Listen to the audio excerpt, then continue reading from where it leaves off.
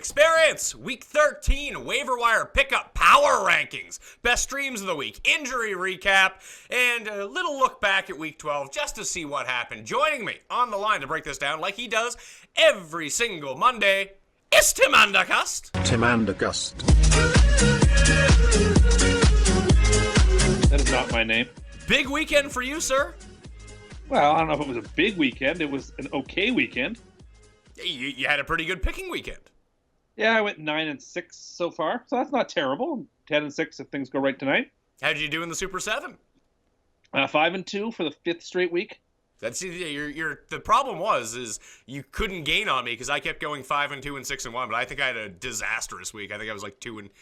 Actually, I have the Texans tonight. So and I looked at it. You're 1-5 going into tonight, and your one win was sort of greasy. So we finally get a chance to gain on you here. But more importantly, we're going to crack Mount 500, which is what I cared about most. Are you going to crack 500? Because I was slightly above 500. Well, we were at like 48%, so we have a chance. I think we might crack it, but we'll see. What was the one game I actually got right? The Panthers, who had no right to cover that game. Okay, they covered it on a last-second field goal. That's all it needs. Hey, listen, no, I'm sure you've lost a bunch the way that in that fashion. I'm just saying that's annoying. Yes, it wasn't annoying to me. I needed that win. I could have had the elusive shot to go 0-7, the anti-Super 7, which there should be money for because that's hard to do. That's just as hard as 7-0, in my opinion. Well, I mean, you really luck into the 0-7. You really have to try hard for the 7-0. I guess. I mean, I think there's a lot of luck involved either which way. Yeah, well, I think that's true. All right, let's get into the waiver wire pickups for the week, and then we'll get to a recap and some other stuff at the end of the show. Running backs to start off with. I have Kenyon Drake listed at number 1. I didn't realize that he was available in under 60% of leagues. He's like 59% owned. I'm sure in any competitive league that people own Kenyon Drake. Damian Williams left the Patriots game with a shoulder injury, didn't return. No clue what his status is for next week. Although Kenyon Drake has a bad matchup against Denver, you're going to play him. Like if he's the only guy on their team. Who did I write down? Was their back, the other guy, Sonoris Perry. Do you know who that is? I haven't the slightest idea. No, neither do I. College people are going to get mad at us because, it's hard to know every player and then know all the college players too when you cover multiple sports. I don't care about this guy unless they actually say that he's going to get some reps. Right now, it looks like Drake's going to play like 80% of the snaps, so he's basically what Jamal Williams, like the same sort of mold that Jamal Williams is in going into the Sunday night game where, hey, this is a bad matchup, but he's going to get 20-plus touches, so just based on volume alone, you play him. And, hey, sometimes he goes off and scores 2 touchdowns. So that's really nice. So Kenyon Drake's number 1 on that list. Number 2 is Rex Burkhead. Then it's Mike Davis. And Mike Davis, at least Pete Carroll says, will return from his groin injury this week. The problem is he plays in the Sunday night game, so you might not know. You're going to really have to follow practice, and you can't really take what coach speak does very well because, or even player speak for that matter. Jalen Ramsey on Friday declared himself out for the Arizona game, then all of a sudden come Sunday, he's active, and it's like, oh, thanks, Jalen. We rearranged our rosters. I redid all the rankings, everything like that, and all of a sudden he's playing. He's on Larry Fitzgerald and absolutely shuts him down. So that was kind of shitty, but here we are. Yeah, well, let that be a lesson to us. Don't listen to anything other than official reports. Yes. If it's not an official report, it conveys no meaning. So Pete Carroll says that Mike Davis is going to play next Sunday. We'll see about that. It's really going to depend on if he practices on Friday, then he probably is going to play. The only reason that I have him number 3 in the rankings this week is because right now you're speculating. And the one I really want him to play, I wouldn't really want to play him against Philadelphia this week. That's a bad matchup. But what I would like to see is him come in and just be the guy in that backfield because it's very clear they hate Thomas Rawls. He got 1 snap yesterday. And if there was ever an opportunity for J.D. McKissic to make this his backfield or at least have the Seahawks say, you know what, J.D., you're going to be the guy. You look the best. We're going to give you the ball over and over. It didn't happen.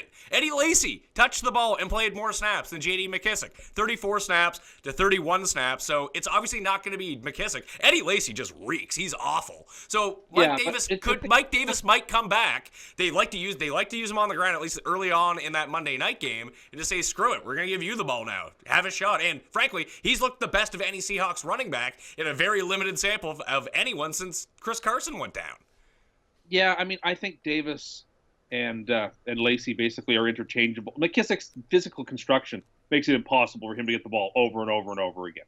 I think he's going to keep doing what he's doing irrespective of Davis. I'm with you. I think Davis is where he should be. But if you have him, you should definitely either need to grab McKissick or even, God forbid, Eddie Lacy. No, you don't need to grab those guys. McKissick may be in a deeper PPR league, but he doesn't do anything. As an emergency play on Sunday night, if Davis doesn't go. Sure, but the thing is, you're not picking up Davis to play him this week. You're picking him up to play him throughout the fantasy playoffs. This is sort of like the Judge week. It's like I talked about with Josh Gordon with you last week, where you're not picking him up and starting him in a critical matchup in week 13 where you need to make the playoffs. That's why I just really want him to be active, because I want to be able to assess the situation to see if they're going to lean on him and maybe he can get like 60% of the snaps, because that would be very valuable. And this is a bad matchup anyway. Like, even if I knew that he was getting all the volume, he'd be like a low-end running back to play against Philadelphia. It's just not a great matchup. It's more of a McKissick matchup than anything, because the pass catching back is the one who's probably going to do more in this matchup. But when you project out his schedule a little bit forward, the Seahawks actually have pretty easy matchups coming up. And it doesn't look like it on paper, but it's the really easy run matchups. They get the Jaguars, they get the Rams, and they get the Cowboys. Those are 3 teams in the bottom 12 in rush defense DVOA in the fantasy playoffs. So if he's going to get the volume, and you can pick him up now, see it happen this week, then you can probably feel pretty comfortable if you need a running back playing him in week 14, 15, and 16 if you have to. Yeah, I think that's very well said. So that's why Mike Davis comes in at number 3 on the list. The rest of the list, Danny Woodhead, number 4. Obviously, he plays tonight if somehow he is still available, especially in your Yahoo league. If there's someone you didn't play on your team, like I went and picked up Alfred Blue and Andre Ellington in our keeper league, which we play on Yahoo, and just dropped 2 losers from my team. I was still holding on to Darren McFadden. What an awful decision that was by my part, but they parted ways this weekend, so I can officially just cut the cord with him. But streaming backups at this time of the year, like I don't really like Alfred Blue and I don't really like Andre Ellington, but if Lamar Miller goes down, one of those 2 guys becomes a starting running back, and if Lamar Miller is fine, then I'm just going to cut them and pick up 2 new guys, probably whoever's backing up in the Thursday night game, and just play that trend. On Yahoo, that's the only way that you can do that. On ESPN, CBS, NFL.com, it doesn't allow you to make that move, but that's just the Yahoo trick that we always try to take advantage of, right? Correct.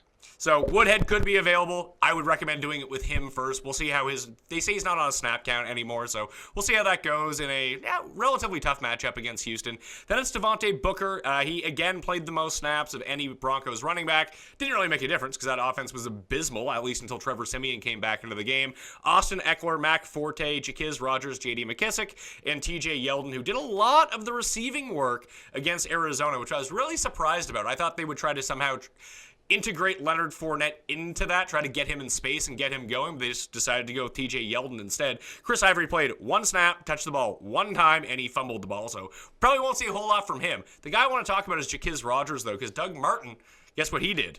Guess what he wants you to do, Tim?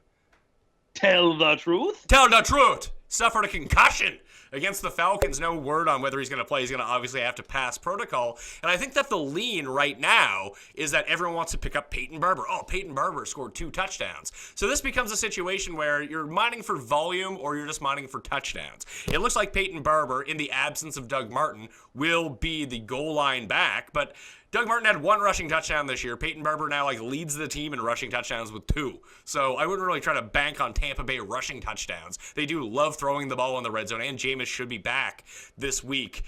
But Jaquiz Rogers played the most snaps of anyone in that backfield once Martin left the game. He's the one who ended up with the 8 carries. I don't love Jaquiz Rogers, and if it's a game where game script can go awry and it's at Green Bay, so it should be a relatively competitive matchup. If they're going to be down by 20 points, Charles Sims might actually become the play because he's always on the field in terms of passing downs. But if you're looking for someone to try to establish the run, I think it's Jaquiz Rogers. I don't have a whole lot of faith in that, and he just could get hamburgled at the goal line by Peyton Barber. But if you're looking for 12 to 15 touches, Jaquiz Rogers could be your guy. Isn't that sad that that's where we are right now? Well, it's sad if that's where a person is right now. I mean, that the whole Tampa Bay backfield is shrouded in mystery, and I would avoid it at all costs. You might not have that option, though. Well, maybe not. I mean, but which would make it sad for that person. But I would be moving heaven and earth to avoid that. I'd rather play someone like Marlon Mack this week than any of those guys. Well, weirdly enough, Marlon Mack, he put the ball on the ground, and he basically got phased out of the game, which was unfortunate. And it was weird because the Colts were winning for a lot of that game, so they kept Frank Gore into run, and by the time they got down, there wasn't enough time for Marlon Mack to come in and do some damage. Who do the Colts have this week? Look that up. I think part of that reason, though, is they're trying to get Frank Gore over to 6th all-time in rushing. Well, he's now, somehow, Frank Gore has played every game in NFL history, and he's now up to like 23rd on the all-time rushing touchdown list. Yeah, he doesn't have any touchdowns as he does, but I mean, he's cementing himself as a Hall of Famer. That's beyond question now. Well, they're at Jacksonville this week. Oh, at Saxonville. That's going to be bad news for the Titans sacked Jacoby Brissett 8 times. That's going to be... When Saxonville's coming at you, that's not good news. Yes, because if there's one thing they did yesterday was disassemble Blaine Gabbert. They couldn't get through. The scheming for Arizona did a really good job yesterday because they used their new best player ever, your buddy, Seals and Croft. Yeah, well, we'll talk about him, and we'll both admit how wrong we were later on. Yeah, no, listen, I'm very willing to flip-flop on that. I just really thought it was the guy had 2 touchdowns on 3 targets. It didn't really seem like he was... We both laughed about him, we both laughed about him and made fun of his name and said he doesn't matter, and he scored a touchdown. So we were wrong, and we admit that.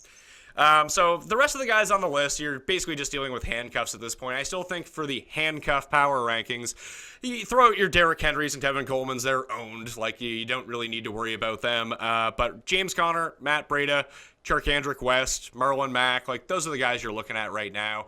I really hope Damian Williams does end up playing because, weirdly enough, I need him to play in a lot of leagues, which in its own right is very, very sad. Sad. Hey, he looked good against the Patriots until he got hurt, though. He had like 57 yards on like 8 touches.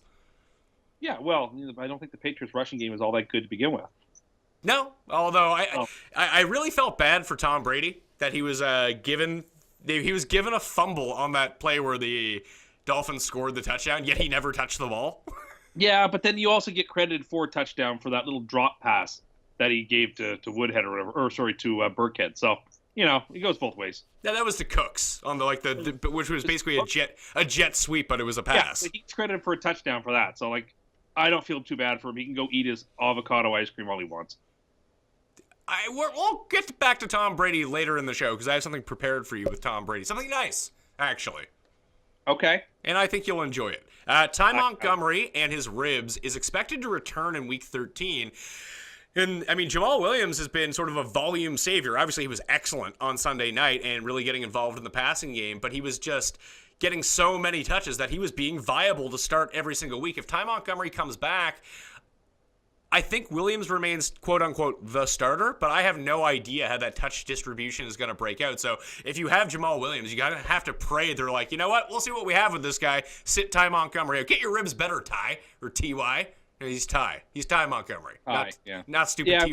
Their season is essentially down the drains now, so there's no reason to rush Montgomery back. So why not take a look at what they've got? Well, I was looking at it, and their season isn't over yet, which is really weird. They're what, 5-6? 5-6. They are 2 games back in the loss column of the Falcons. Really 2.5 because the Falcons beat them straight up, so they can't win a tiebreak with Atlanta. You've got Washington and Dallas and the Panthers and the Falcons and the Rams and the Saints all ahead of them. It's just too difficult for them. So their season is, for all intents and purposes, over. See, I don't think so, because some of those, the Rams maybe be, now that they beat the Saints, that they can vault ahead, but one of the Saints, Falcons, and Panthers is not making the playoffs, because they all have to play each other over the next 5 weeks. In the next 2 weeks, the Packers, and Brett Hundley looked shockingly competent on Sunday night against... Maybe Joe Hayden's been a lot better than maybe I've kind of realized, but their secondary was piss poor without him. But next 2 weeks, they host Tampa Bay, then they're at the Browns. Even with Brett Hundley, they're probably going to be favorites in both those games. Sure, but then it's Panthers, Vikings, Lions to finish. But technically, Aaron Rodgers could come back Week 15. He could. I think if they went 10-6, they still can't make the playoffs. I think 10-6 probably gets you in. Where you look at the Redskins have a far easier schedule coming home. Yeah, but Washington... Dallas, the Chargers, the Cardinals, the Broncos, the Giants. They'll be favored in 4 of those 5 games, and it'll be a pick 'em against San Diego or LA. So like, the Redskins could go 10-6. I don't think they can make it still. I think you've got to have 11 wins. Yeah, we'll see. I mean, if a 10-6 team misses the playoffs, I mean, how many times has that happened? It happened a couple of years ago to the Jets. It happened to the Jets, and before that, what was it, the 11-5 Patriots missed it? Yes, and the 10-6 Browns, I believe, missed it in 2007 or 6. All right, so it's happened 3 times in the past 15 years. So it can happen. It can. I'm not saying it can't happen. It's just it would be unlikely. Usually, it breaks down that the 10-6 team gets in. As a rule, yes. But the Lions are also ahead of Green Bay. It's just Green Bay has too many obstacles in their way. But give them their due credit. I made fun of NBC for keeping that game in primetime, and it was an excellent game. Yeah, it was one of the better Sunday night games of the year. But it kind of breaks down to the thing where, I mean, I just talked about I went 1-5 in my best 7 picks of the week. I really wish the Thanksgiving games were allowed to be on there. That would have helped out a little bit more.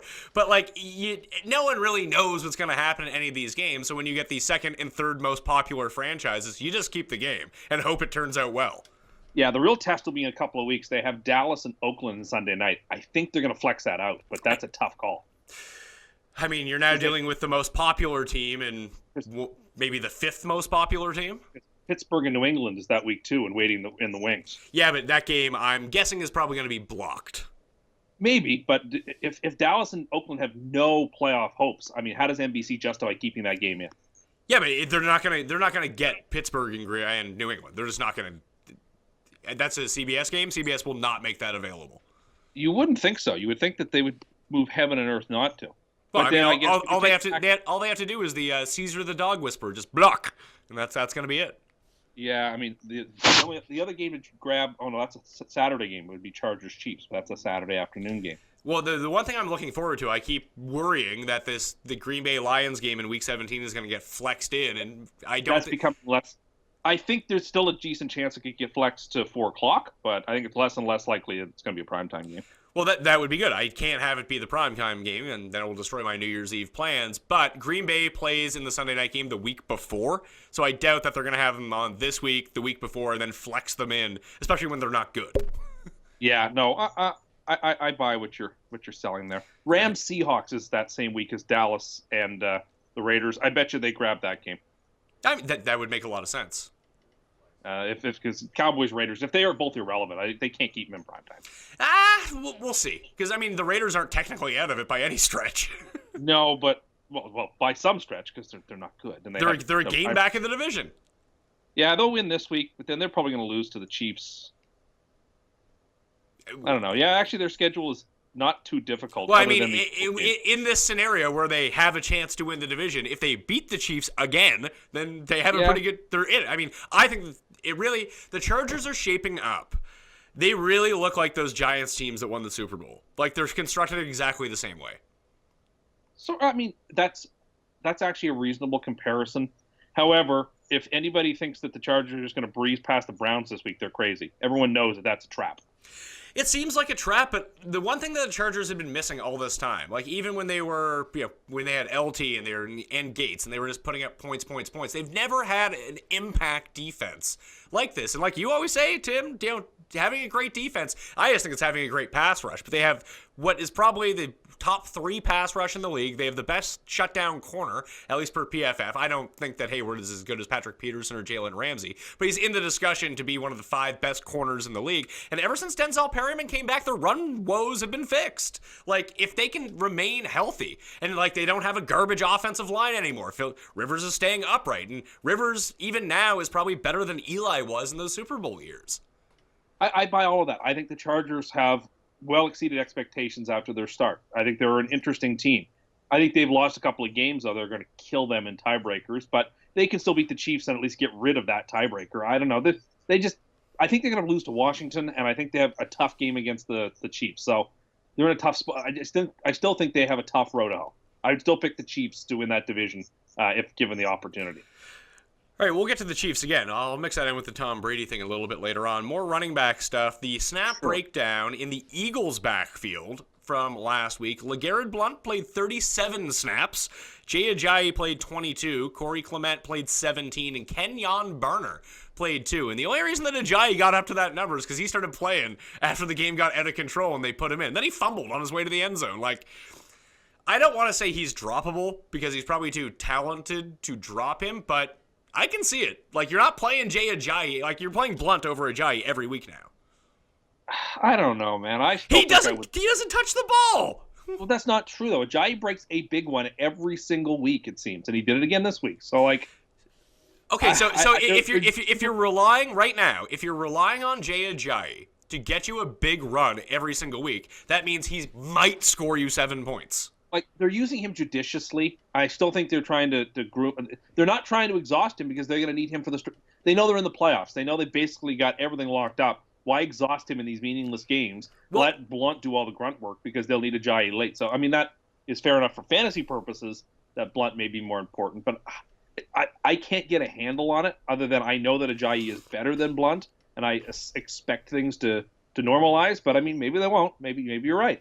I mean, every game that he's now played with the Eagles, he's never been better than 40% in terms of snap share. And frankly, he's more in like the 28% area. Like, a player like that just isn't viable if he's not, like, he doesn't get the goal line touches. So, I mean, that's a strike against you. At least if he was playing every snap inside the 5, you'd have that touchdown upside. But you're relying on him to break one of these big plays every game just to have a mediocre game. I mean, it's like Kareem Hunt was like earlier in the season, that at least he was having good games, and then he'd break off one huge one and just, like, dominate your week. Now he's just not even doing that. But it's like Fournette as well. Like, there were so many weeks where Fournette got saved by, like, a 65-yard run, and that really propelled him up. But he was getting enough volume to make him playable either way because there was a floor there. With Ajayi, that's just not a thing. He had, 6 touches yesterday? That's not enough. No, it is not. So it gets into a tricky situation. I remember you and I talked about this last year when Adrian Peterson came back for the Vikings. And basically all I said was, like, if you've been stashing Adrian Peterson or just have him on, like, he's on the waiver wire, just try to talk whoever else you're playing into using him against you, and then you're probably going to win. Like, if you have Ajayi, if you drop him, maybe the guy you're playing picks him up and thinks Ajayi is great and uses him against you, and he scores 2 points and you win. I mean, except that in that case, the Vikings had one of the worst offensive lines in the NFL, where the Eagles still have a really, really good offensive line. So they have a really good offensive line, and LeGarrette Blount is the beneficiary. He fumbled twice yesterday, and they kept using him. Yeah, I know. All of these things are true. I can't dispute any of it. I know that Ajayi is a better player than Blount, and I think it'll equalize. But maybe it won't, and that'll be frustrating. You and I have been on the, like, anti-Orleans Darkwa bandwagon for a long time. He started to prove us wrong. Prove us wrong. Prove me wrong, kids. That offense looked so terrible on Thursday night. They're so bad. You want no part of the Giants' offense. I'm trying to think maybe Ingram is the only player I'd conceivably want on that team. Other than that, I want no one. If Sterling Shepard plays, you play Sterling Shepard. Every game that he's played 2 games without Beckham and Marshall around. He has like 13 targets in each game. He's been good. Yeah, fantasy wise, he's been good in both games. Yeah, he plays so infrequently. It's just well, all right. Fine. It's an easy decision. If he plays, you play him. If he doesn't play, don't play him. Fine, but I expect if you play him, he'll probably get hurt. I know what you're saying, but just that offense is such trash. All right, anyway, just to break it down even more, Darkwa looked bad. He put the ball on the ground, and then he got yanked. Wayne Gallman, remember him from like week 6? He ended up he played the most snaps of any Giants running back, 22. Darkwa, 19. Vereen, 50. And even Paul Perkins got on the field, played 1 snap. So if you were putting some faith in Darkwa, maybe it switches back around. But you know, if you're not playing the most snaps in the Giants' backfield, you're probably not startable. No, absolutely not. I'm trying to think. The only other situation, what do you think happens when Devonta Freeman comes back? It looks like he's going to return this week. Obviously, Tevin Coleman has been excellent. I mean, when you play Tampa Bay, you're probably going to look excellent. But he looked good against Seattle as well. Fantasy-wise, he's been great. What do you think nothing changes from where they were before. It's just 60-40 Freeman? Correct, as it should be. I agree. I think Freeman's better, but Coleman has looked good. It's possible that in the first week back, it's not quite 60-40. But after this week or after his first game, yes, back to standard operating procedure. All right, let's move to receivers. In the rankings, I have Cooper Kupp somehow dropped below the threshold again. People love making real rash decisions if guys have, like, if you have these fringy guys on your team and they have like 2 bad weeks in a row or like 2 like mediocre weeks and you pick them up for like the new hot thing, your league mates are going to capitalize on this. So Cooper Kupp's number 1, Corey Coleman's number 2, Aguilar's number 3. He's been dropped back below the number again. Corey Coleman's only like 30% owned, which is frankly kind of shocking. He was a wide open touchdown that he dropped away from a massive game, and he still had a good game anyway. Doxson, Marquise Goodwin, D.D. Westbrook, Corey Davis, Jermaine Kearse, Kenny Golladay, and Danny Amendola. I have Josh Gordon, who is going to return this week, apparently, down at number 17, but I'll make the same case against him as I made last week, is you're not starting him this week because unless you're in first place, and then maybe that's the only sort of team that should roster Josh Gordon, is like your first and second place. Maybe you have a bye week going into the playoffs or whatever, but you don't need to win this week, because if you do need to win this week, Josh Gordon is just taking up room on your team, because you're not playing him in a must-win game, because who knows if he's going to play a full complement of snaps, who knows what's going on in this offense. He has Deshaun Kaiser throwing him the ball, and he only throws to Corey Coleman now, so we'll see what happens. And let's say he has a bad game in week 13. You going to play him week 14 in the playoffs? No. So there's only certain circumstances where I think it's wise to own Josh Gordon. I think owning a handcuff at running back that could be the James Conner type, the Eckler type, is more valuable to your team if you're not going to play anyone anyway. So that's my take on it. You like Josh Gordon, though. I just don't think that he's going to be fantasy viable until next season. More than you. I mean, you're right if you're in first or second. I also think if you're fighting for the playoffs, but let's say you're in a matchup where you're a projected significant underdog and you really need to pull off an upset, then of course Gordon is the perfect player for that situation. No, see, I disagree. I think if you look at someone like Marquise Goodwin, someone like D.D. Westbrook, those guys are at least playing. They're playing the full complement of snaps, and we know that they have big upside, and they're actually going to be used. The most terrifying thing with Gordon is going to be something happens to him, like happened to Greg Olsen this week, that after like a quarter, they're like, oh, your conditioning's bad, you're not right, we're not going to play you.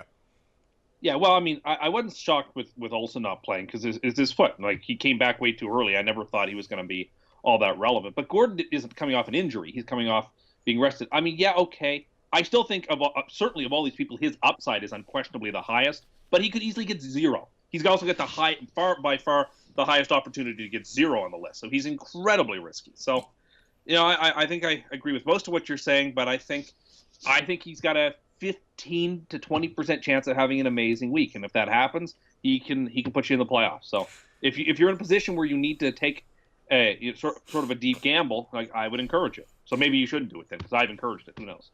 Yeah, I mean, that is the most sensible thing that you've ever said. But like I said, D.D. Westbrook, Marquise Goodwin, these sort of long play bomb guys, and I mean, we'll see if Garoppolo ends up playing or not. I suspect that he will. That's probably a good thing for Marquise Goodwin. Couldn't hurt, although I don't think they want to play Garoppolo. I don't think they do either, but I think their hand has now been forced that he's coming. Now that he's been in the game, it's hard to send him back to the bench. I think they're probably flying C.J. Beathard over to Germany to get shot up with a bunch of human growth hormones so they can get him back in the game on Sunday.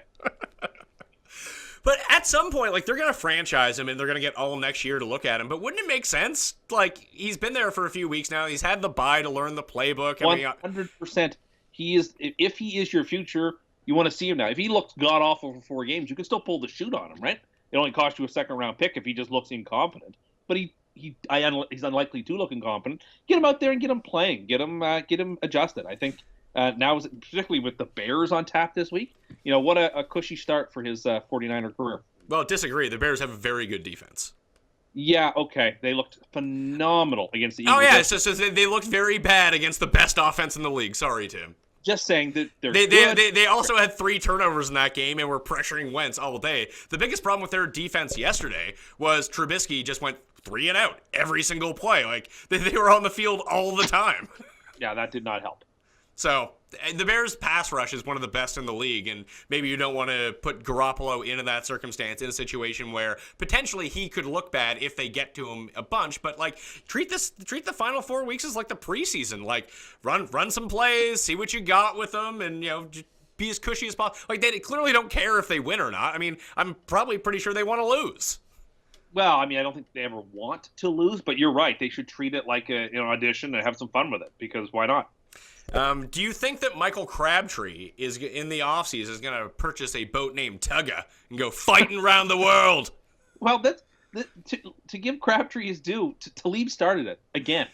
There's actually a video that came out that showed Crabtree punching him in the gut on the play previous. It wasn't punching Talib. Yeah, he was punching. He punched Chris Harris.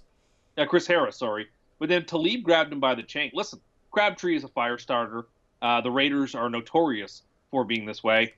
There won't be. I don't think there'll be any suspensions because they got suspended or got launched so early in the game. But I mean, those two teams hate each other, and it was good to see. I guess a spark of. I guess neither of those teams have quite quit yet.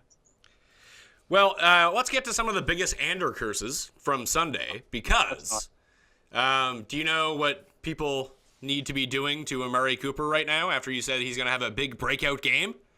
What? Tell the truth. Concussion. Well, he did score a touchdown before that, though. That's good because he got a full 7 fantasy points. Well, I mean, he wasn't a complete bust, but yes, that was annoying. So he might miss this game, and we don't know whether or not Crabtree's going to be suspended or not. I suspect he won't be either, but you never know with these things. So that leaves Seth Roberts to play on the outside, and that leaves your main man, Cordarrelle Patterson, to get some extra reps. I like Cordarrelle Patterson. I know you do.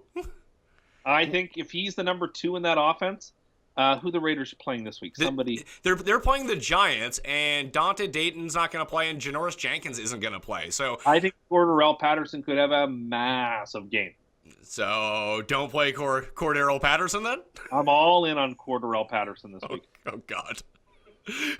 I kind of wanted to stream him. I actually think that both of those guys, Seth Roberts and Patterson, like if you need a receiver this week, like you talk about someone to go off, let me ask you this then. You like Josh Gordon as a boomer bust guy. I would label Cordarrelle Patterson a boomer bust guy. He's owned in 0% of leagues. If you had to take a flyer on one of them for week 13, assuming Amari Cooper sits, who would you take? Patterson. Poor Patterson. However, this all but guarantees you know what. The Enda curse? No. What's going to happen in the Raiders game is that some Insta-Raider will emerge. They'll just activate some guy mid-game from the practice squad and throw him 3. Activate some guy from the practice squad if Cooper doesn't play, and next thing you know, it'll be someone you've never heard of. I think if you're looking at it, I actually think Seth Roberts is the better play solely because he has a history of being used in the red zone with the Raiders, and he's likely to play the outside. Like, he'll play more snaps than Cordarrelle Patterson will. Cordarrelle Patterson is that guy that they'll throw like 3 bubble screens to and hope he breaks one to the house. No. Patterson is lit AF. Jesus Christ. Anyway, so that's the Raiders situation. Corey Coleman and Josh Gordon, we talked about. Rashard Matthews was added to the injury report last week with a hamstring injury. He missed Friday's practice. Obviously, he sat. What's that? Rashard Matthews. And everyone lined up to play Corey Davis, and Corey Davis didn't do anything because apparently that game was awful to watch, by the way. I was so excited for Jacoby Brissett. That was my biggest miss of the week. I thought he was going to be excellent in that game. I thought T.Y. Hilton was going to be excellent in that game. And just, no. T.Y. Hilton continued his streak of either having over 150 yards or under 30 yards in every game.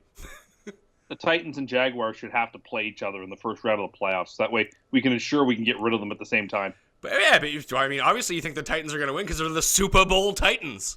I mean, they still keep finding ways to win in a very unimpressive conference. So, and they keep finding ways to beat teams that are really terrible in really unimpressive ways. Yeah, that's all but 2 or 3 teams in the entire AFC. So, well, once they get to the playoffs and they have to either face the Patriots or the Steelers or the Chargers or whoever, then it's not going to be so much the same.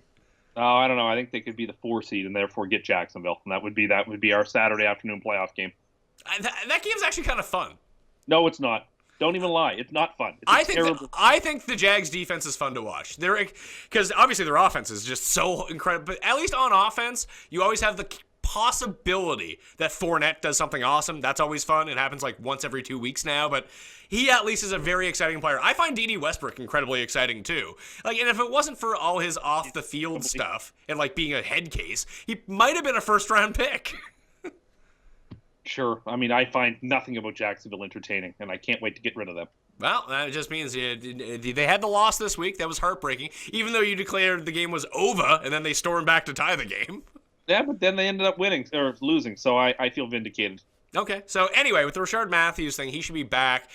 The only one you can, he's somewhat trustworthy in that offense, but he's like a wide receiver 3 with he's one of those, like, he's not necessarily a boomer bust guy. He's more of a floor guy where he's going to get you like 5 for 50 most weeks, but he has that potential to go like 8 for 150 and a touchdown. So that's always nice. He's a good floor guy that way. But Delaney Walker's really the only trustworthy part. And I'm including Derrick Henry and DeMarco Murray. Because if they had just ran Derrick Henry every snap yesterday, I feel like they would have beat the Colts by like 30. Yeah, they should. I mean, that needs to be a far more run-heavy offense, no question. But they tried to run, like, DeMarco Murray looked bad between the tackles. Like, they couldn't do anything. And every time they brought in Derrick Henry, he broke off like a 15-yard run. I know what you're saying, but this is DeMarco Murray's old man game now, that he looks bad, and then he has 6 or 7 carries in a row where he's excellent. So don't worry about DeMarco Murray. I think he'll be fine. But the whole problem with him is he's looked bad, and he's salvaged his week by scoring a touchdown, so you can't really start him. I mean, you are starting him, but he's a very low upside type of play. He's not going to go off for you because there's always the threat of Derrick Henry coming in and looking good. And you can't play Derrick Henry because the guy looks really good, and every time they get to the 1-yard line, oh, it's a DeMarco Murray touchdown. Perfect. Like, that's just it's a bad situation. It is, but they've got a pretty decent fantasy playoff schedule, so like you got to keep rolling with them. I guess so. Robert Woods is expected to miss next week as well. Sammy Watkins finally got on the scoreboard. Unfortunately, he's going to have to deal with Patrick Peterson next week. So sorry, Sammy. It was a nice 1-week run, but you're going back to your like 0 catches. So expect Cooper Kupp to have a good game against Arizona, and also Josh Reynolds. Josh Reynolds scored a touchdown yesterday. He was sort of the one that stepped into that Robert Woods role. And basically the way that I described it in my column up on DKPlaybook.com right now is that Arizona is basically making sure that wide receiver 2 and wide receiver 3s get overpaid going into next season. Like, they're just incapable of stopping these other guys. I think that's very well said. So Josh Reynolds actually becomes a viable DFS play. Cooper Kupp's sort of like, that's why he's number 1 on the list, because you're going to play Cooper Kupp this week. We saw it even last week. I mean, he was the best receiver that the Rams had. He got the most market share. He had all the catches, the yardage. It was all great with Cooper Kupp. But I think that Reynolds could be like I would play Reynolds over playing Watkins this week. I don't agree. I still think I would play Watkins, but then you deal with Patrick Peterson, see how that works out. There's been one receiver all year long who's overcome that matchup, and that's DeAndre Hopkins. Sammy Watkins, well, talented. He has every single week. You never know which guy's showing up, and now you put him on the best corner in the league. It's not a good recipe for success. It's not, but I still trust him more than I trust anyone else catching the ball. I do. Sorry. Why? Why? Like, would you play him over Cooper Kupp? No. I think I probably would. That's asinine. That's not even realistic. Well, if I had the option, I would play Watkins. Why? What would lead you to believe that Sammy Watkins? I think he's outscored Cooper Kupp once all season. He's the number 1 receiver, and he's their best receiver. And Cooper Kupp can't be trusted in big spots. Why? Can't Cooper Kupp be trusted in big spots, but Sammy Watkins can? Terrible hands. Okay, that's his problem. He's not good at catching the ball, so I don't trust him. Sorry. He wasn't bad when he hauled in like 10 passes yesterday. He played fine yesterday. Yes, he did. But as a rule, if you ask me who I trust more, I trust Watkins more. I think he's got a better chance of scoring a touchdown, if nothing else. That's in the worst matchup you can draw as a receiver. I don't care. I think he'll be fine. Would you like to? That's my opinion. I mean, if you want just paint by numbers analysis, he's on Peterson, can't play him. Well, then that's fine. But you're asking me, and I think it will be all right. All right, let's make a wager on this then. Over/under. Give me an over/under yardage for Sammy Watkins, and I would like to bet the under. I don't know. I'd have to look. I've been conned into some of these without doing my research. If you think that he's no, you're saying start Sammy Watkins. What do you think he finishes with next week? I don't know.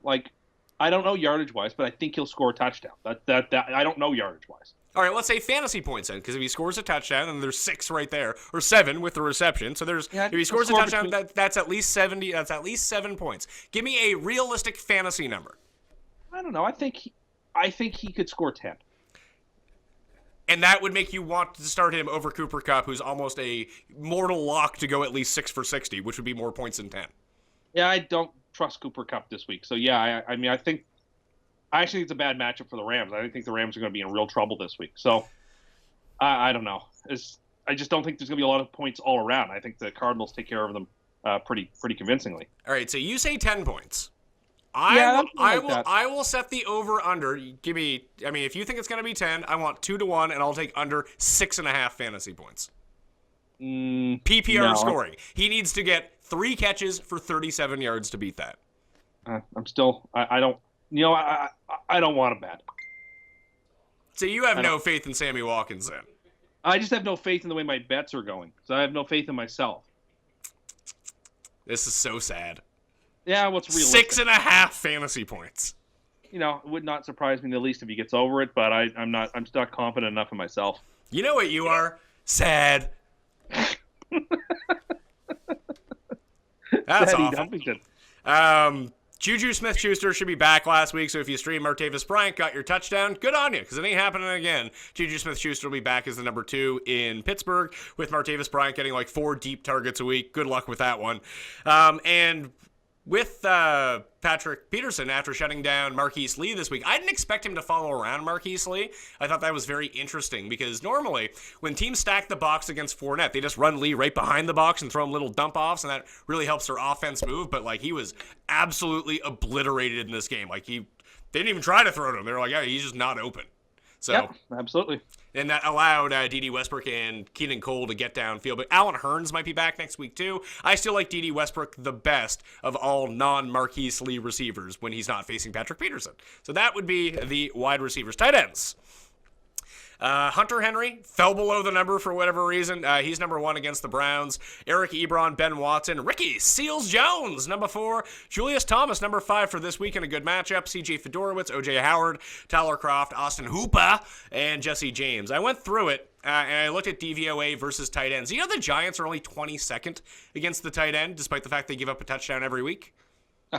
No, I did not know that. Except for last week when they shut out Vernon Davis. Yeah, well, again, Washington. Both of those teams didn't want to be there. It was clear they were just trying to get out of Dodge. So we should have known that in advance. Neither team was going to play that well. So if you look per DVOA, the worst team in football against tight ends is Cleveland. That would be Hunter Henry or Antonio Gates this week. Second is Baltimore. That's why Eric Ebron's high on the list. Third is Oakland. So it is a really good spot for Evan Ingram. Detroit is 4th worst against tight ends. Good spot for Ben Watson. Ben Watson's also one of those guys, if you play on Yahoo, that he plays in the Monday night game. So if you have someone you can drop from your bench and you need to stream a tight end for next week, you can go pick up Ben Watson now. Beat the waiver wire if that's a move that you want to pull. Jesse James or Vance McDonald gets Cincinnati on Monday night. Cincinnati 5th worst against tight ends, and Julius Thomas gets Denver. They are 6th worst against tight ends. That's just how it's going to be. I mean, if you want to stream against the Giants, stream against the Giants. It has been working out pretty well as it goes along, but they get Jared Cook, and you know how I feel about Jared Cook. Not great. You should. He's awful. Hey, he was in a great spot yesterday. What did Jared Cook do? Nothing. Thanks for coming out, Jared. There are no good spots for Jared Cook. That sentence conveys no meaning. The ultimate spot for Jared Cook is when everyone has officially given up on him. Then he goes off in the hardest matchup possible. Indeed. So, Jordan Reed, who knows if he's ever going to play again, but, like, what do you even do with Jordan? Like, even if he plays, would you even play Jordan Reed at this point? You talk about not playing Sterling Shepard because you're afraid he might get hurt right away. What about Jordan Reed? Nope, wouldn't play him this week. Wouldn't play Olsen this week. Can't. Yeah. You gotta see it out of them before you can play him. Yeah, Olsen's in a tough situation. He was dealing with the foot soreness. He's not actually like hurt. It's just he was not conditioned enough to be back in full steam. So he'll probably be on a snap count again next week. But they're gonna need him if they want to make the playoffs. Like they need to keep winning here. They do, but this week in particular, no, neither Reed nor Olsen I think are startable except in the most dire of circumstances. Kobe Fleener, telling the truth, suffered a concussion towards the end of the game. He's probably not going to play this week. Let's talk about Ricky Seals-Jones. Okay. If Blaine Gabbert starts, I think he's like a fringy top 10 guy. I mean, yeah, but that's because tight end is a wasteland.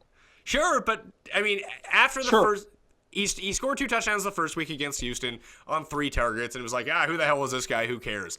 This week against Jacksonville, now Jacksonville is somewhat softer against tight ends, and this could be a product of how their defense works, that they're far more susceptible over the middle when Jalen Ramsey doesn't move to cover Larry Fitzgerald. Generally, they keep Boye and Ramsey on the outside, so you have to attack the middle of the field, but there was clearly a soft spot with him. 6 targets, 4 catches, another touchdown, over 70 yards, and it just seems like, Blaine Gabbert was working with the backups all season long, so he must have a rapport with this guy. That explains what's going on here. I could make some sort of esoteric Seals and Croft joke, but apparently no one gets these references, so I won't. And say that I think, I guess Seals Jones has to be played. If you have Delaney Walker, you're not playing Seals and Croft. Well, no. I'm talking about in most leagues where, in a 12-team league, I suppose he's like the 12th tight end this week, I guess. So, sure, I feel nothing but indifference about him, and it won't shock me if he does nothing this week. But, I didn't think he was going to do anything last week, and he scored a touchdown. So, sure.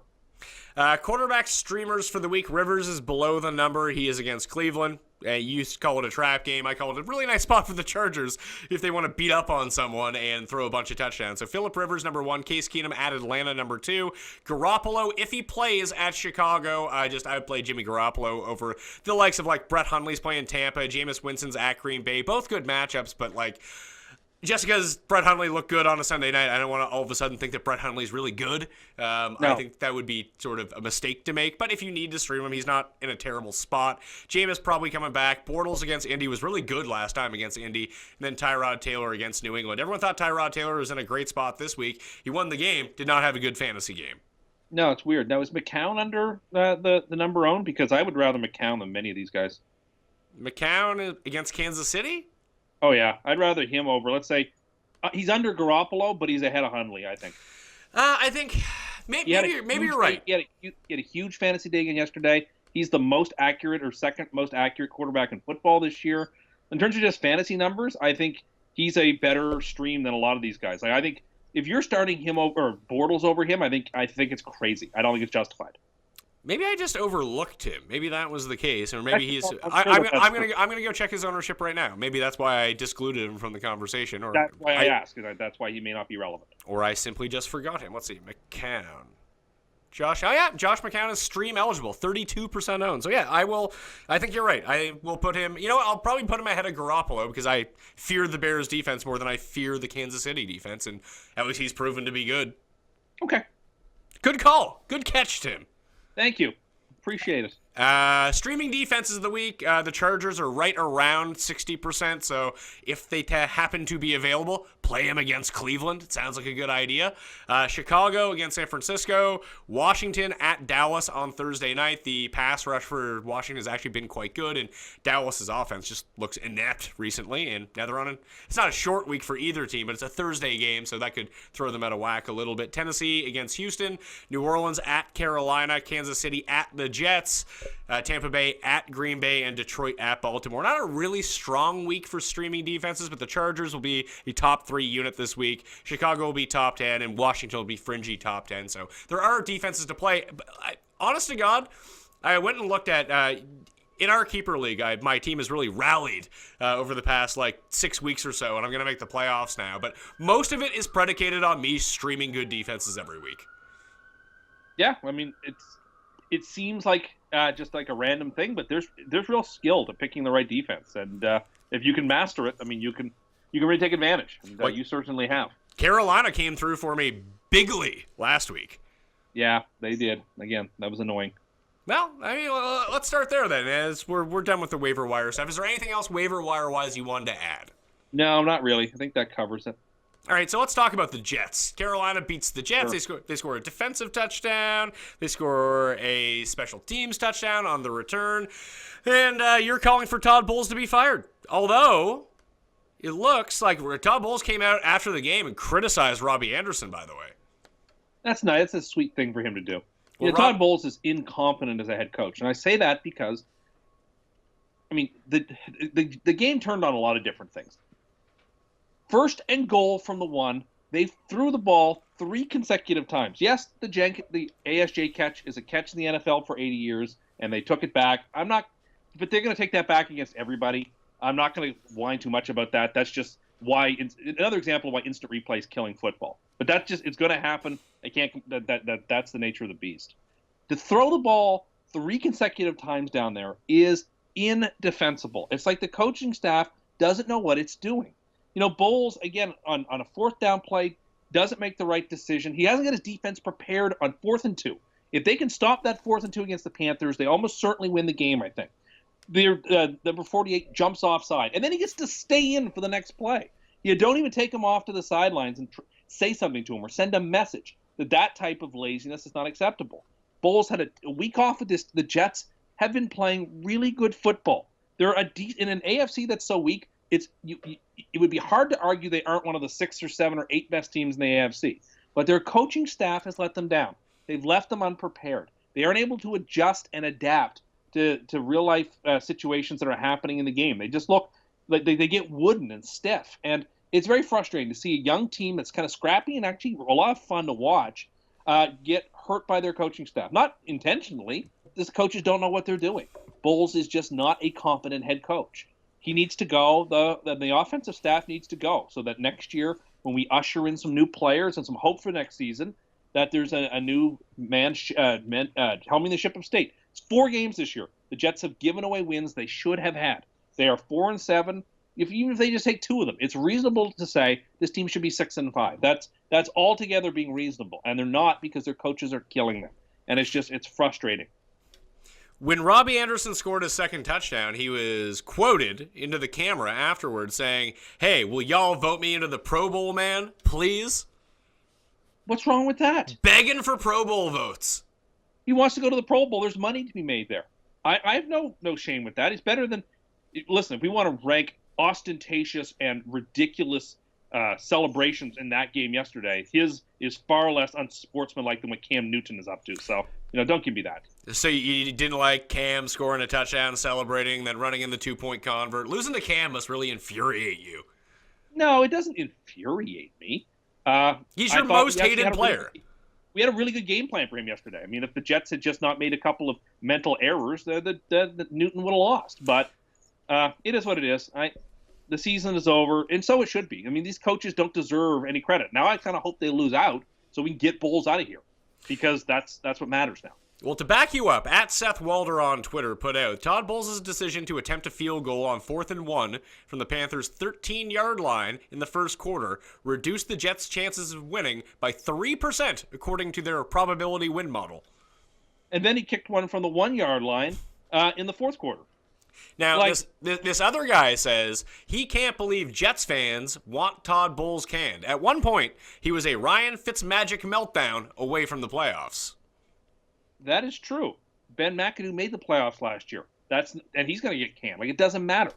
Todd Bowles is probably a perfectly good defensive coach. He doesn't have the chops to be a head coach. That much is obvious. Kevin Sumlin just got fired by Texas A&M. I would take him in a heartbeat over what Todd Bowles is up to. There's so many good coaches out there. Todd Bowles he is not going to lead this team forward. He doesn't know what he's doing. I'm sure he's a very nice man. He's not fit for the job. Let's get rid of him. He keeps kicking field goals in short situations. And listen, it doesn't help him that Austin Severian-Jenkins cannot catch and is one of the least talented tight ends in the NFL. That doesn't help. But nevertheless, he has opportunities to make smart, intelligent coaching decisions, and he passes on them time and time and time again.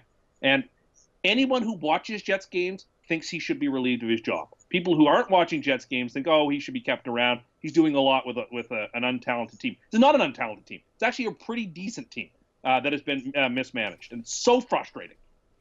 So when you use the hashtag, you know how all the teams have hashtags like Rise Up or whatever, right? Yeah. What's the Jets one? Just Jets. Just Jets? I saw someone using the hashtag Fuel Up. Yeah, I don't mind that either, but... No, I don't mind that either. And this guy says, sources, this guy at Jets Tank, I think this is a parody tweet, but it says, in light of the Greg Schiano chaos at Tennessee, the Vols have now set their sights on Jets head coach Todd Bowles. I'm hearing he's eager to get out of New York. Now, that's not true, but I did want to talk about, did you read about this Schiano stuff? This is a very complex and very strange story. Yeah, and and the school might have to pay about like online mobbing and like social media mobbing. It's a very disconcerting story. Well, the whole thing behind it is, if people missed it, at Tennessee over the weekend, they basically I actually want to get it right if I'm going to talk about it. What was actually spray painted on that big rock? Yes. Like I think it's like the Pat Summit rock or something like that. No, it's spelled Shiano wrong. Great. Shiano, Tennessee. So there was like a rally outside not to hire Greg Schiano. Now I can't even find it. Can you find it? I can find it. Yeah, hold on. I just typed it into Twitter. Yeah, so I'll read it out. It says, Schiano covered up child rape at Penn State.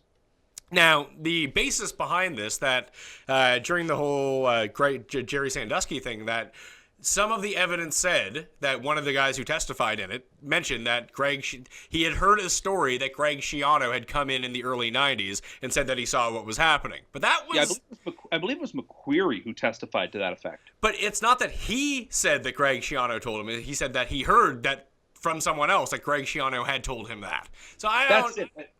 That's it. Like, he may have saw it, and that this all could be true, but there's no proof that it's true.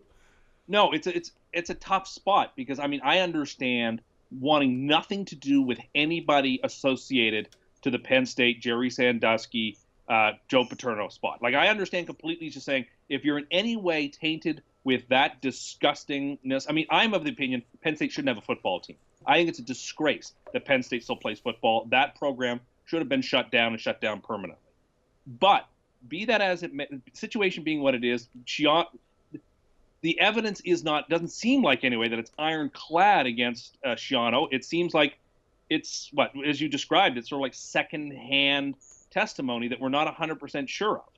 And, he comes, they're going to hire him for the job. Now, maybe he's not the best head coach physically for the job, but the online mobbing that took place and sort of the Twitterverse, and then this is not the first time this has happened. It's not the last time, but one of the one of the problems with social media is that Twitter mobs can take people down just on allegations alone. And the Tennessee, now there's talk about, did Tennessee fans and boosters use, which would be, and if this were true, it would be truly deplorable. Did they use the Jerry Sandusky scandal as a wedge issue just to get rid of a coach they didn't want for other reasons? I mean, one can never know whether that's true, but it's altogether a very discomforting and weird situation that here, I mean, there's smart sports writers writing on both sides who say, listen, you want nothing to do with this guy just because you don't want that taint around you, and I get that, but also, like, should he never be allowed to coach anywhere ever again? Like, are these secondhand allegations enough to disqualify him from ever making a living again? Like, I don't know either. I mean, I don't have a strong take on the issue because I'm not as well versed in it as many others are. Well, this is what Tennessee rep Jeremy Faison said. He said, the head coach at the University of Tennessee is the highest paid state employee. They're the face of our state. We don't need a man who has that much potential reproach in their life as the highest paid state employee. It's egregious to the people and it's wrong to the taxpayers. Problem is, from reports, he already signed the contract. So if they do boot him out, they may have to pay him like $20 million just to go away. He signed a memorandum of understanding, I understand. Not quite the contract. I don't know. Listen, that point just made, though, is a fair one. He is the highest paid employee in the state of Tennessee. And if there's any taint on him at all, I understand why an individual team doesn't want to hire him. But once a decision had been made to hire him, like the fact that a Twitter mob and then an online mob got I mean, I don't know. I mean, obviously the AD in Tennessee is going to have to be fired. He has to go now. And now it's a question of what do we make of this? Are we now living permanently in a world where any allegation is enough to destroy your career, whether or not, like, does due process not matter anymore? I mean, Schiano may very well be guilty of having seen what Jerry Sandusky was doing and the terrible, disgusting, immoral things that were going on at Penn State. But it doesn't seem to me there's any hard evidence to that fact, right? So I mean, there's testimony, but it's unclear how direct that testimony is, whether it's secondhand or firsthand. I mean, obviously, it can't be. It's tough to know.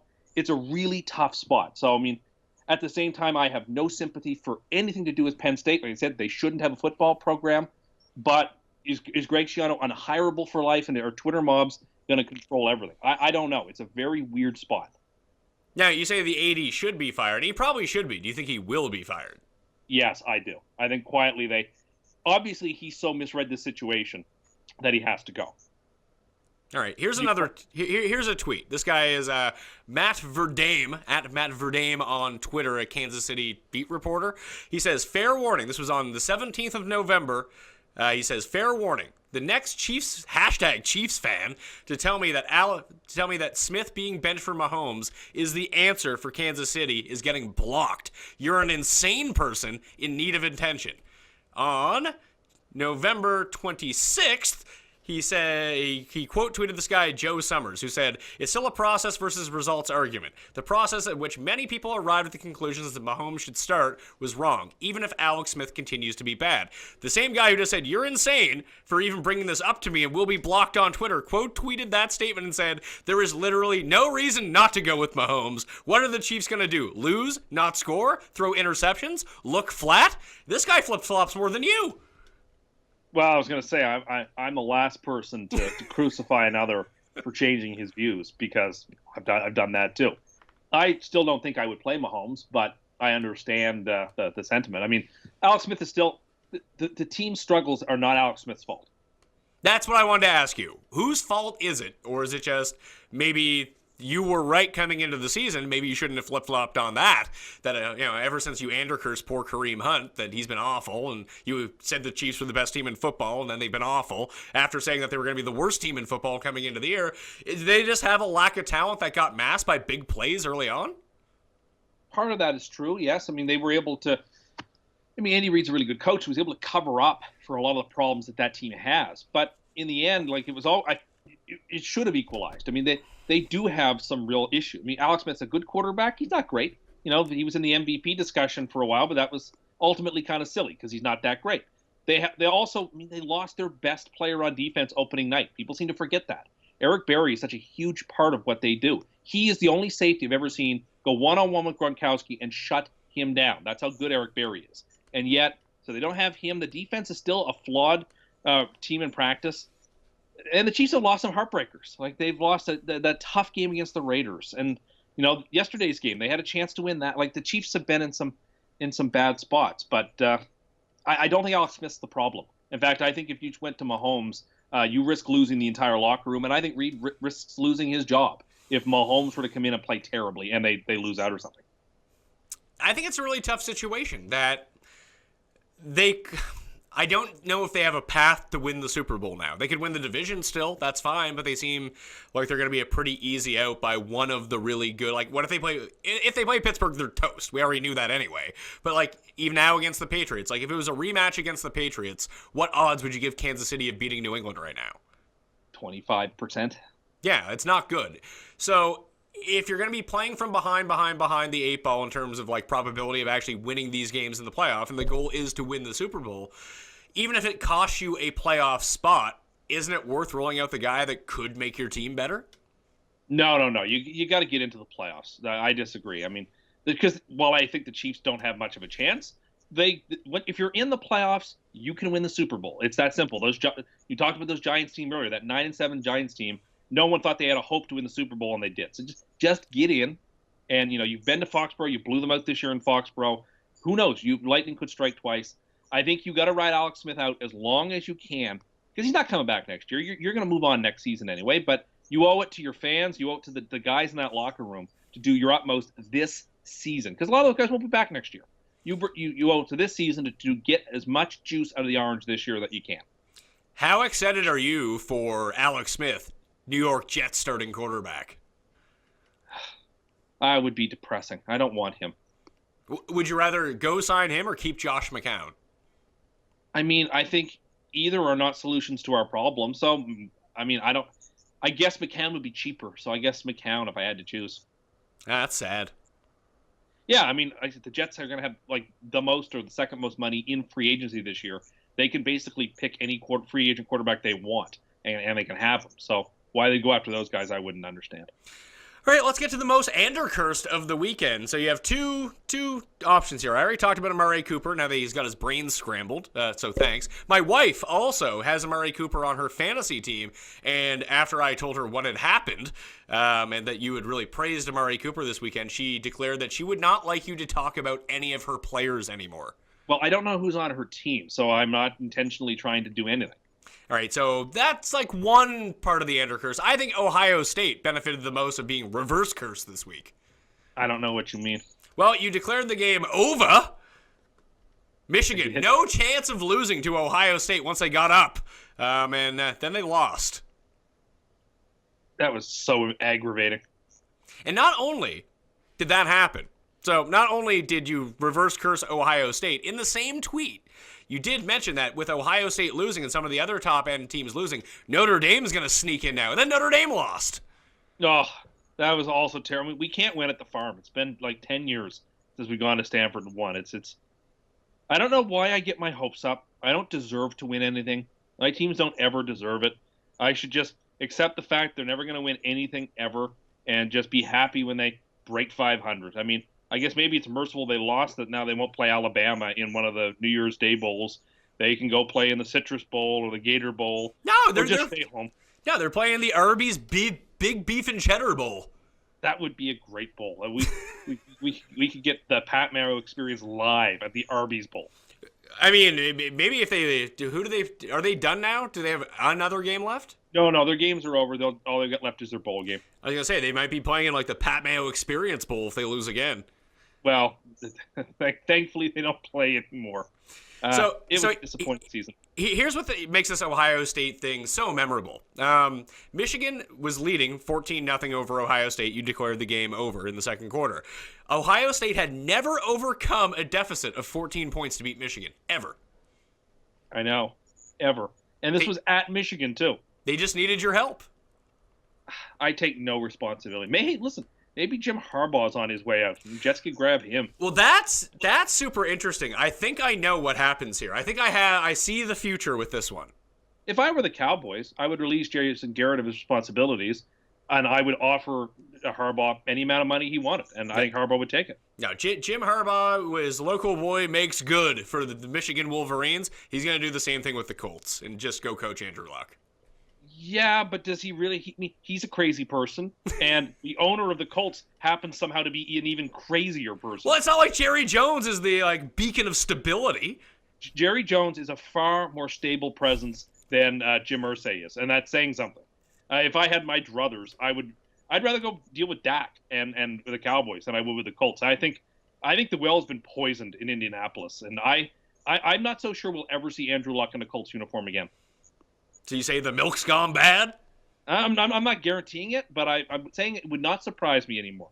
I think the Colts are in a bad spot, burgeoning on disaster. I mean, if Andrew Luck comes back next season and he's healthy Andrew Luck again, I feel like they're going to be fine. Well, fine is a relative word. I mean, they'll be okay. And if you bring in Jim Harbaugh, then I think you're looking pretty good.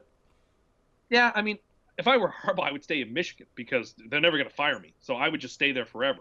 He's only going to leave Michigan if he wants. Yeah, but I feel like, and we've he seen can make this more money in college. Yeah, so. but we've seen this with him over his career. He can really only last places 4 years before he just burns everyone out by being crazy Jim Harbaugh. Yes, but Michigan can't afford to go back to irrelevance. So I think they can try to put up with his nonsense. I mean, he would still be in San Francisco if the Niners hadn't fired him. Let's be honest. Maybe. I don't know. But they had to fire him because people were just like, this is enough. I can't take this guy anymore. The owner felt that way. But I think we saw that reflected on the field, too. He gets, for a very small stretch, he gets the absolute best out of everyone he's around. And then, come to York. You just want when maybe Michigan can let him go and they can hire Greg Schiano. I mean, you didn't really weigh in on that. I mean, do you think Greg Schiano will ever be hired anywhere ever again? Unless this turns out to be fact, yes, I do, because I think there would be there will be enough backlash to a guy being blackballed from a job, and people don't know whether what he did, what he saw, whether it was anything or not, that you get the first wave of everyone overreacting to not necessarily overreacting, but reacting to this thing in such a negative way, whether we know it's true or not. And then if it turns out either not to be true or no one can confirm anything, or let's say and I think he has come out and said, like, this isn't true, and there's no proof of it ever being true, like, eventually, whether it is true or not, you kind of have to take the guy at face value, and there will be enough backlash the other way, being like, you basically ran this guy out of ever having a job again, despite the fact that he may not have done anything. Yeah, now, I don't think Greg Schiano's a very good coach. Frankly, based on everything that we've ever seen from Greg Schiano, he's kind of an asshole, too. Yeah, he's unpleasant. What the stuff he did to Josh Freeman, people forget. He mistreated Josh Freeman as a football player very badly. And, he had one good year at Rutgers. He's dining out on a good season at Rutgers. So, I'm not so convinced at him. I think he'll get a job again. Yeah, he may get it. Even if he has to go coach North Dakota State, just go somewhere where there's not going to be a Twitter mob out. Not to say that North Dakota State wouldn't put up a protest, but eventually one of these small schools would be happy to have a big name coach. They just wouldn't care. Yeah, if history has taught us anything, it's that people almost always get a second chance, right? Wholly different situation. Maybe Bobby Petrino has a job. The fact that Michael Vick came back to football and signed another $100 million deal is kind of proof that anyone gets a second chance. And Vick, and the thing is, people compare Michael Vick, and I'm guilty of just doing it myself. What he did was awful, but is on nowhere near the same scale as what a lot of people recently have been accused of, kind of thing. No, listen, my heart goes out for animals too, but abuse of humans is certainly a worse crime than abuse of animals, and even though they're both disgusting and immoral. What Vic did was terrible, but Vic also showed genuine contrition and paid his dues to society in jail. So, in that sense, he had earned his second chance. He earned a second chance, and he's been doing, I feel like he's been doing really well with his second chance, too. He actually is one payment away now from paying off all creditors from that whole situation. Which is good. It's good to see that a person, despite, torturing dogs and doing a disgusting thing like that they've seen the error of their ways and they're trying to make some restitution. As a person of faith, I think that people can be redeemed from their sinful acts, and I'm glad to see that he's attempting anyway to make restitution. All right, so two things I wanted to bring up that you were right about, because we don't normally do this. You did predict Auburn would beat Alabama. Congratulations. Hooray! And the other one, and I mentioned this earlier with Tom Brady, despite the fact that I think that you were going out of your way to try and curse Tom Brady and the Patriots, you said he would be, the safest lock on the board at quarterback when it came and put up the biggest stats of anyone at quarterback this season. He's doing it. Yep. Part of that has been helped by the fact Aaron Rodgers got hurt. Sure. Rodgers may be ahead of him. So I will take that. But yeah, I think that Brady will, with that, playing the teams that were on their schedule, as long as he stayed healthy, he would pick them apart. I thought their record would be slightly worse than this, but he's chugging along, and he's going to keep on chugging along. All right, finally, let's close it with the power poll, because we keep forgetting to do this. Who are your top 5 teams in football right now? So I have Philly at 1, New England at 2, Pittsburgh at 3, the Rams at 4, the Vikings at 5. So who are the teams on the periphery there? Atlanta, New Orleans, Carolina. Seattle, and that's not it yet. There's no other AFC teams worth considering, particularly after Jacksonville losing. So that's sort of the list. I think the Chargers should be on that list. They've lost more games than they've won. That's fine. Listen, the power poll isn't the standings. The power poll is right now, who are the best teams. The Chargers are looking like a fringy top 5 team right now. Their defense is out of this world. But it's not as good as, if you were to put them up against the Rams, you'd think the Rams would win. If you're going to put them up against the Saints, you think the Saints would win. If you put them up against, the Steelers, the Eagles, the Patriots, the Vikings, all those teams you would expect to beat the Chargers. So at this point, the Chargers just aren't there yet. I actually think the Chargers are being a little too overhyped. I think it's a little too trendy, and I don't think they're in the conversation. I think they're in the conversation for sure. Like, they might be better than Seattle is right now. Like, Seattle just looks not impressive. Well, they took care of business yesterday on the road in division. Oh, I mean, when you beat San Francisco, it just move you to the. Why aren't they number one? No, because they lost some tough games too. But if Seattle and the Chargers played this week on a neutral field, I think I think the Chargers would. I mean, the Chargers do exactly what Seattle does not want to see. They have someone that's just going to rattle Russell Wilson over and over. I mean, the Seahawks have the better quarterback. I think I would take Seattle to win that by 5 to 10 points. No, the Chargers right now I think are a better team. Like, and the Seattle was a better team until basically the last man standing in that defense. I mean, Bobby Wagner's still there, but it's Earl Thomas without their defense just doesn't look the same at all. Like, it's not a lockdown defense. I actually think the Chargers are in the top. Give me your top 5.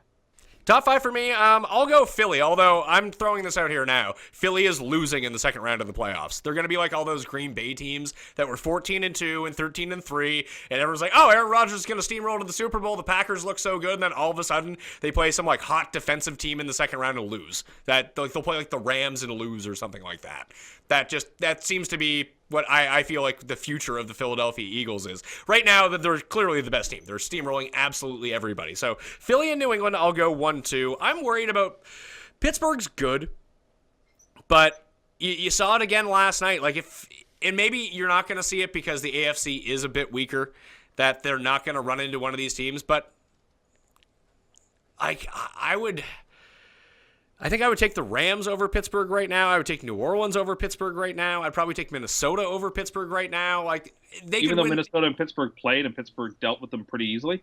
Yeah, that was week 1 of Case Keenum. Week 2, and it was Keenum. Yeah, it was week 1 of Case Keenum. Yes, but I'm just okay. That's fair enough. I don't trust anyway. Okay. But Case Keenum, like 7 weeks later or 10 weeks later, is significantly better than he was in his first start of the season. Like, he's gotten a lot better. That offensive line is holding up to an extent Someone tweeted out, so I don't know who it was, we can't give them credit, said that his year is Ryan Fitzpatrick's on the Jets on steroids. And I think that's a very fair point. Oh, maybe Case Keenum will be the Jets starting quarterback next year. He is going to get paid in the offseason. That much we know for sure. Sure. So those 3 NFC teams I would put over them.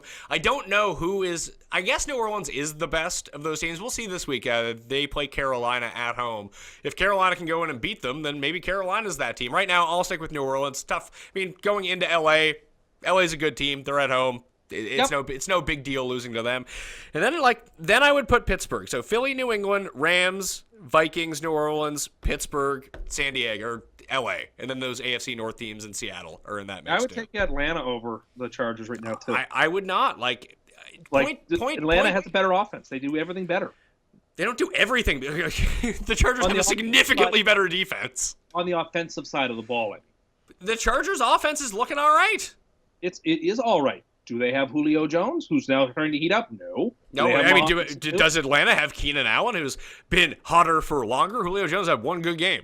Okay, let's take, you think Allen is better than Jones? Is that your proposition? No, that is not my proposition, but I do think that Rivers is better than Ryan. I actually don't believe that either. I do. I think, no. Matt Ryan has had 1 year that's been better than Rivers, ever.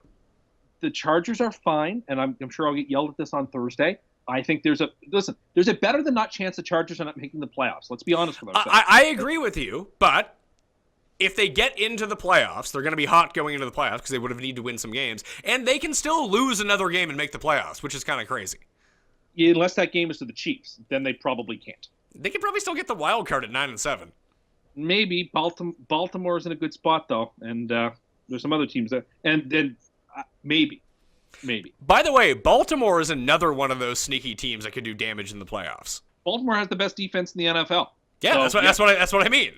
And if the Patriots fans say what they want, they do not want to see the Ravens in the playoffs. That is a house of horrors for them. Yeah, I think they would rather see the Chiefs. I think they would. I think they would too. It's interesting. The Raiders could still make the play. They play the Chargers a couple of times, or at least once more.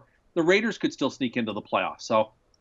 Well, I think that I think that anyone in the first round would love to see the Raiders come in. Yeah, or the Bengals aren't dead either. The Bengals have some games left that if they were to beat Pittsburgh next week at home, I think the Bengals would be in a pretty decent spot as well. Sure. I mean, it depends on who wins out of all these teams. Just right now, looking at it, when you point to who's playing the best and who seems to have the best pieces, the Chargers seem to be that team. I think I would vote Ravens. The Ravens have shut 3 teams out this year. They have a better defense than the Chargers. Yeah, but their defense, the gap between Ravens defense and Chargers defense is not quite as pronounced as the difference between the Chargers offense and the Ravens abysmal offense. That's a fair point. But the Ravens have the advantage of having that extra game in the win column right now. So right now, but what if they lose to the Texans? I would be very surprised, as that was my super lock. But your super locks lose. They won't. They will not lose. Your anti-pick parlay will lose because of it. What was my anti-pick parlay? Oh, no, it wasn't a parlay. It was just Houston money line. Yeah, it's just Texans money line. Yeah. Plus 230 could save my week. I got the Green Bay cover last night, which I only bet it because I didn't see a single person. Everyone on Twitter, everyone I talked to was like, oh yeah, Pittsburgh's going to smash. I'll take the minus, I think it was 14.5.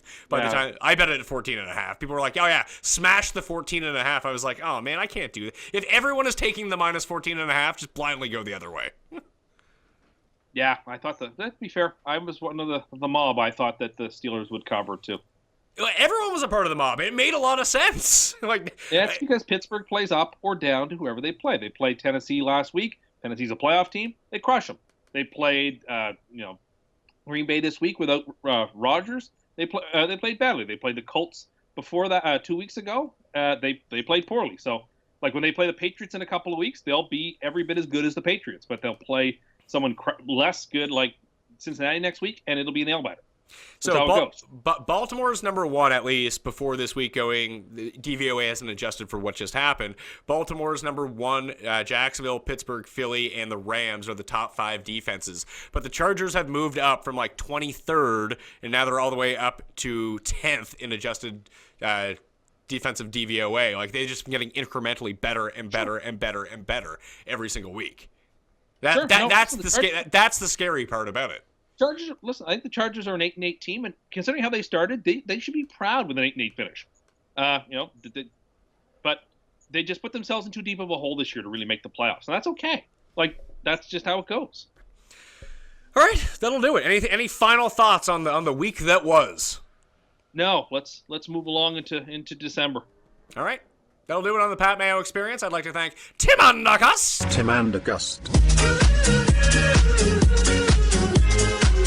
Not my name. For being on the line. Of course, you can follow me at the PME on Twitter. Remember to give the episode a like and check out all the content coming up all week long. We got Rankings Debate with Seeley.